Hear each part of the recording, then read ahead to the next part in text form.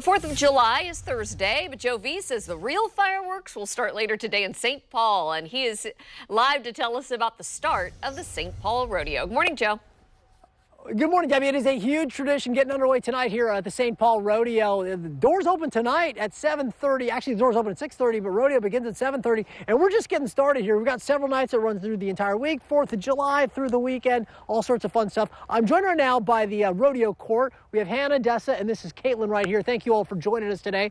We were talking real quickly. You have a number of fun events lined up. Obviously, this is the 4th of July tradition here in St. Paul. Absolutely. And you've got a parade, I believe. What are some of the other kind of fun things that go along with the rodeo here in St. Paul? So every day we have the carnival around the fairgrounds. We have an evening performance at 7:30 every night of the week with fireworks after that.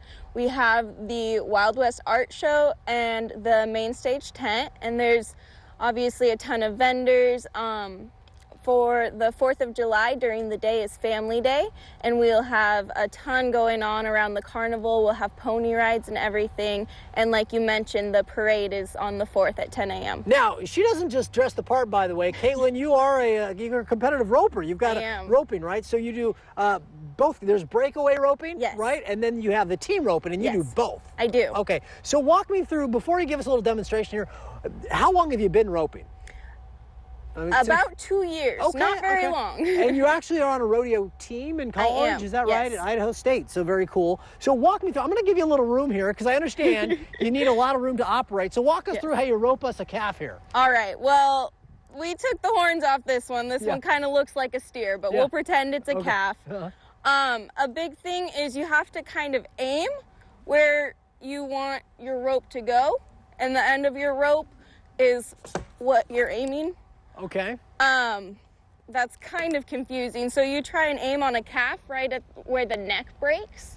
All right. So where the neck starts. It's not anywhere near the head, or your loop will go all the way over it. And roping a steer's different because it has horns, but... Okay, let me try this thing here. Absolutely. Can I build you a loop, or do you want to? No, would you please? Yeah, okay, that's the part. Okay. So with the ropes, they all have a coil built into them, and so it's kind of tricky trying to figure that one out. All right.